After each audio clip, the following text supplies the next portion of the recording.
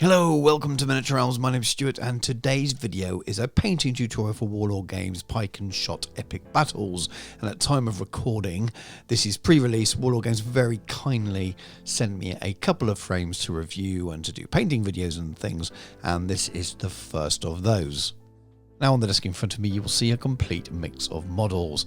That is because in Pike Shotte Epic Battles the standard unit, or as it seems to be, we don't have the rules yet, looks to be a mixed unit of Pike and Musketeers. Now in this first video, part 1 Pike, there's a clue there, I will be concentrating on the Pike half of the unit. So there are two stands, one stand with two strips or rows of Pikes, and the second stand has a command strip on, which is actually at the rear in this case, and then 10 individual pikemen at port. During the course of the video I will switch between different strips to concentrate on different areas, but I'll make you aware of that during the video, so don't get confused if you think the miniatures look slightly different from one shot to the next. Now this is a new period for me, as it seems to be for many others getting into it via Epic Battles, so I've enlisted a little bit of help along the way and been doing a little bit of research for uniforms. This isn't as straightforward as finding some Napoleonic uniforms online or in books and things.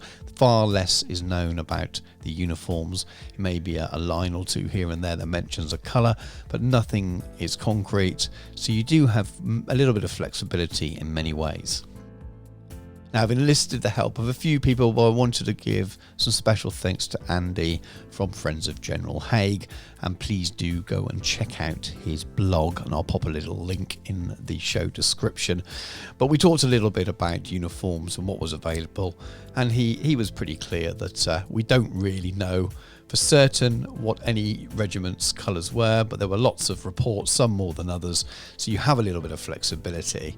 And you can see on the screen some examples from the Killer King supplement from Warlord Games, some of the different styles and colours that you can go for. And if you look at the new painted miniatures for the box art for the new release, even there some of the colours differ from those from previous examples in the other book, and we're just talking about different shades of blue and things. The reason I'm showing that is not to call anyone out, is to actually highlight that it really doesn't matter that much, and go ahead and enjoy yourself doing your own colour schemes and paint jobs and things.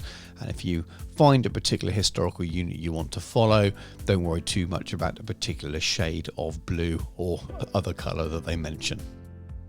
Now, at risk of rambling far too much at the beginning of a painting tutorial, but I really wanted to cover this off because I think it's quite important. This isn't going to be as simple as covering Napoleonic uniforms, as I've already alluded to, but I wanted this to be the baseline tutorial of which you could look at and change colour schemes but keep certain techniques. Now the most common colours look to be blues and reds, but I'm choosing neither of those as my main colour today. I wanted something fairly neutral and plain as a sort of standard to start from, and then in future videos I'll do short ones where I focus on a particular regiment and paint them the colours that they reportedly were in. I toyed with making my own up and going completely neutral, but I've decided to opt for Newcastle's regiment, of which there are white jackets as the main colour, but there's lots of opportunities to use browns and ochres for trousers and hats and things, and a little bit of touch of blue in there as well.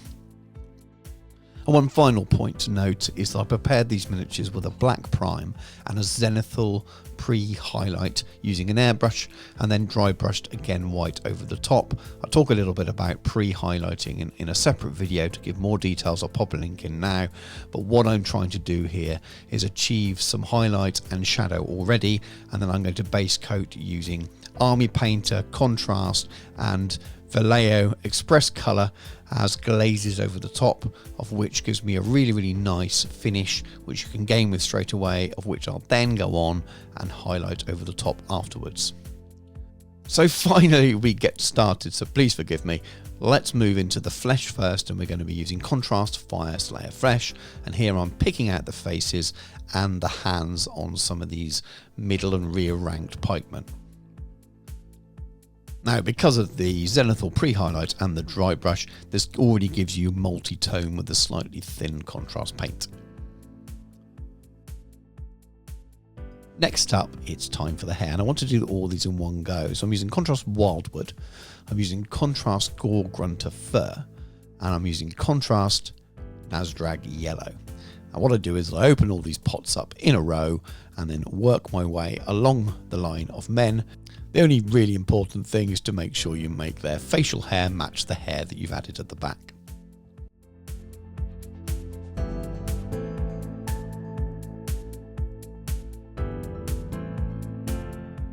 Now, a similar method to the hair, I'm using 3 colours in order to pick out the trousers. So it's Garrick Sewer, Skeleton Horde, and Arasauraman Blue. Now, these are all contrast colours. Same thing, all 3 pots open, making sure I wash my bristles in between if I do change colour, but just sort of work along the line and randomise the trouser colour, just to give them the idea that they're wearing their own colours for their trousers and it's not all one complete uniform.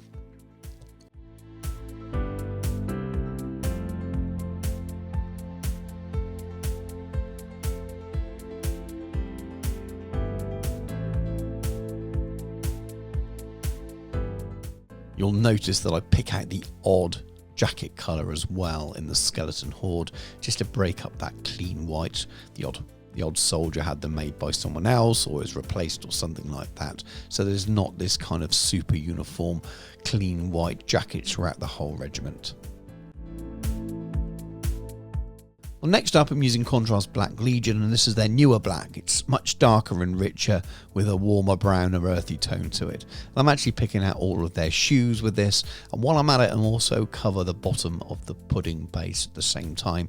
The reason for doing that is it really speeds up basing later on when you haven't got a sort of a whitish colour poking through.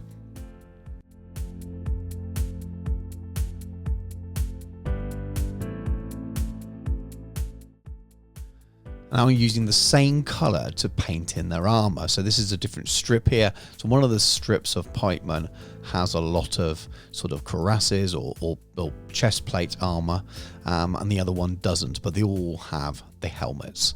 So I've decided to go with a black base for these, of which I'll dry brush as silver. I wanted the metal to look sort of very dark, not too bright and shiny, and I thought this would be an ideal method to do it, rather than painting in silver and relying on lots of washes which can look a little bit dirty and muddy.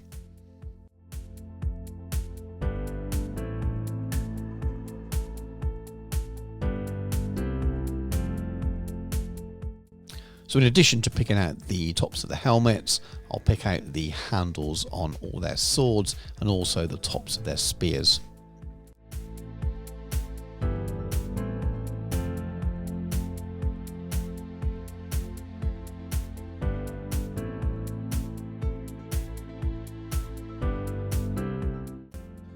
Still on Citadel Contrast, I'm using Agarash Dunes, which is a slightly richer, more yellow colour than the Skeleton Horde, and I'm using this on all their sashes.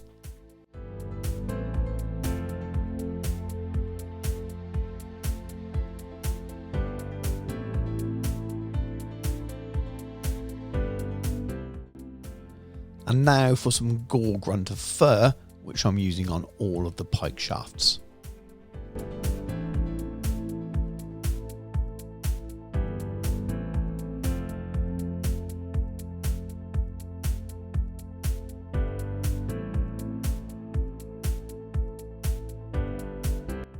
And then the same colour on the scabbards.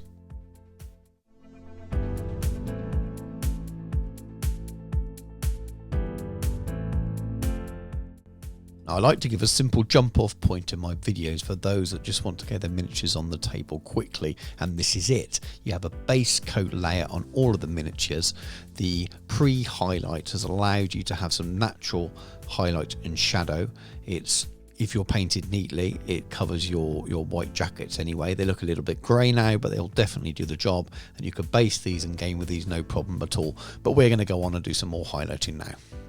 So the first of the highlights, I'm going for some scales colour, so scale 75 black metal, and this is a nice deep gunmetal colour, and I'm kind of dry brushing quite thickly, almost an overbrush here. I'm going for all the spear tips, all the metallic areas really. So we got the tops of their helmets, tops of their breastplates, and even the handles on their swords.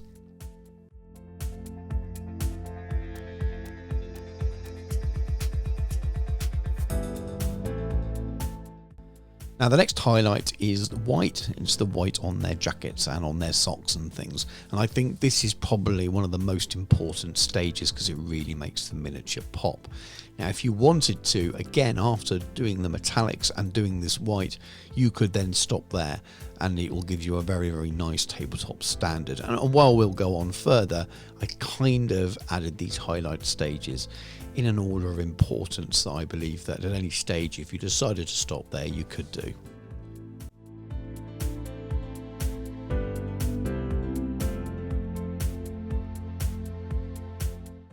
So I'm now going to use model color dark sand, and I'm going to use this to highlight the areas where I've used the skeleton horde or the Agaras dunes.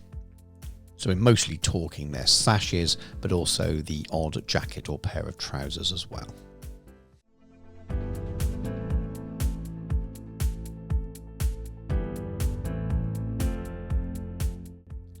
Now some model colour flat earth, and this is just for a few trousers that were painted brown.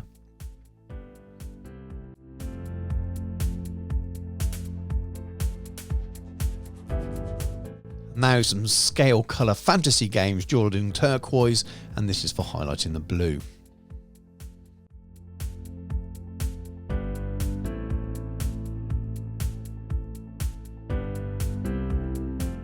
Now while the skin highlights pretty well naturally using the contrast method, I am using some model colour basic skin just to pack out the noses and the cheekbones here. If you do go a little bit far with this, and you think it looks a little bit too bright, you can thin some of the existing contrast skin colour, so in this case if I say flesh, to glaze it back down, or even use a lighter tone, something like Gilliman flesh.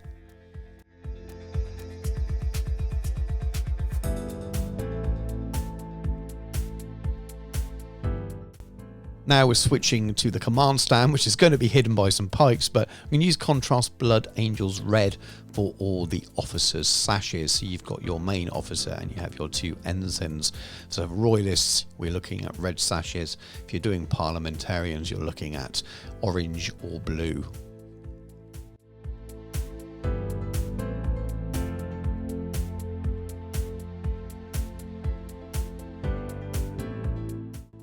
Then to highlight that red, I'm using Citadel colour layer Evil Sun's Scarlet, and this red complements the Blood Angels red contrast very, very nicely.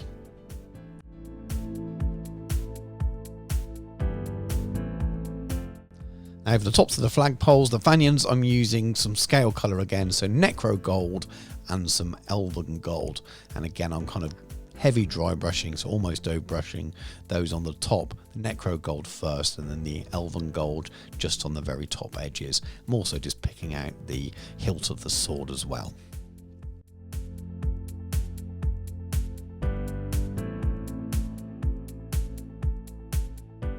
Now I've added flags here and I'm just tidying up the edges where the paper shows with a little bit thinned down bile red contrast. Now these flags aren't the official ones, I've printed them myself from the old book and resized, so if you think they look a little bit washed out, don't blame Warlord for that.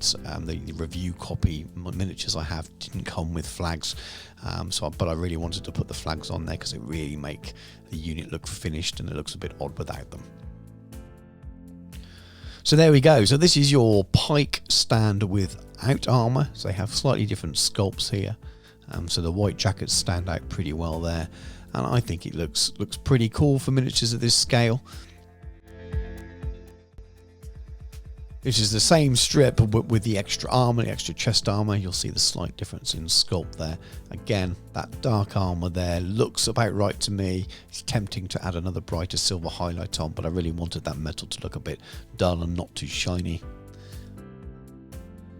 And here's the command stand that's going to be hidden by all of the individual pikemen at port. Now, eagle-eyed here will notice that I haven't finished painting the boots on the ensigns and the officer at this point. They're painted as white. I do finish those and spot them before I base them. So now we're on to the final stages to finish these guys off and finishing their basing. So I'm just putting a bit of a base layer down before I apply the basing texture. And I'm using petroleum grey from Scale Colour here. It's a nice browny grey mix, which works quite well with the basing texture that I use. It was quite fiddly gluing all of the individual pikes at port on, but I suppose having them individual was the only way you were going to get them at a different angle. So here I'm using Vallejo earth texture, and that is the basing texture that I like to use. I'll do a fairly thin layer with this. The only time I sort of build it up a little bit is to try and cover the edge of that pudding base from the strip of miniatures themselves. Now once that is fully dry, I apply a wash of Agrax Earthshade, but any kind of brown wash like this will do. Then once that's fully dry, I always like to brush in some pigment, and this is light center here. Now, brushing in the pigment for me is a better option than dry brushing. I've gone past that stage where I used to do a flat colour and wash and dry brush. This, I believe, gives a more realistic textured look to your bases, and it's also a lot quicker and easier as well. I don't fix this afterwards. If you blow the excess off, you'll find it just stays in all the crevices. I've added some 2mm tufts. I find these are perfect size for these epic scale 13.5mm miniatures. I use War Paint Figures range, always excellent quality and very good service here in the UK. I'm sure wherever you are in the world you'll be able to find 2mm tufts though. And then I just add a little bit of further texture using Vallejo Thick Mud European Mud, and this is more of a diorama effect than a basing texture, especially when applied thin. Again, I've mentioned this on millions of videos, but if you apply it really thick, it tends to give you a wet look. If you use little dots here and there, it tends to just look pretty dry and a little bit of a change in texture. So it's up to you how you use it, but it's just another way of making the bases have a little bit more variety. Now I like to finish my bases with a black rim. I know people like to use coloured rims. Do whatever you prefer and whatever you like best, but always black rims for me where possible. And that is the final stages of painting. And there we are, all done. It's always amazing what basing does to a stand of miniatures to really make them finish and pop. I do love these miniatures. These are absolutely fantastic to paint. Really enjoyed them. Took a little bit longer than I thought, but then my first experience painting them has been while recording, so I couldn't really give you a time scale on it, and it felt like some of them took a little bit longer to do than Napoleonics, but I got a feeling a lot of that is down to those individual 10 pikemen which go on the front rank at port that you see there. I think without them they would be about the same time as it takes to paint a strip of the Waterloo miniatures in the same scale, or even the American Civil War ones. All much of muchness really. I'm looking forward to adding the musketeer stands to this unit, so I think that will really finish off the look, and you'll be able to see the completed unit in the part 2 tutorial, and in part 2 I will cover how I paint those musketeer stands. It is a real shame in some ways to have that command unit stuck behind those pikemen at port and hidden on the miniature there, but that is just the way they were, and with the flags there they do stand out, and I do like the look. Well, thank you for watching the video. If you have enjoyed the video, please do consider giving us a like. It does help us get seen by other people. If you are new to the channel because you found it through this video, please do check out the other videos on the channel. There may be other things you like. There's plenty of stuff in epic scale, mostly Waterloo and American Civil War. There's also other small scales as well. There's some 15mm World War II through Flames of War. There's some 10mm Wars of the Roses, and there's plenty of fantasy stuff with Middle Earth, and even a little bit of Warhammer creeping in as well. So do go and have a good look around the channel. I'm a commission painter by day job, so there's lots and lots of painting tutorials and talk about paint and those sort of things, but there's plenty of hobby vlogs and general chatter as well. If you do like what you see, please consider subscribing to the channel at the same time. Anyway, I'll let you go now. Thanks for watching, take care, and I'll catch you soon.